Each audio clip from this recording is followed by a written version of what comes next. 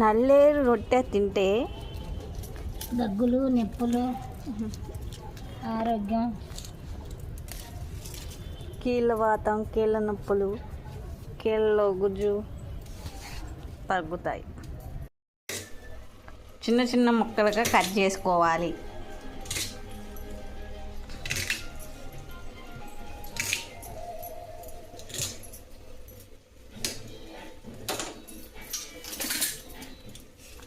చెక్కు తీసుకోవాలి నల్లేరుకి. మూల వరకు తీసేసి జీలకర్ర కొంచెం, అల్లం కొంచెం, కరివేపాకు కొంచెం, పచ్చిమిరపకాయ ముక్కలు,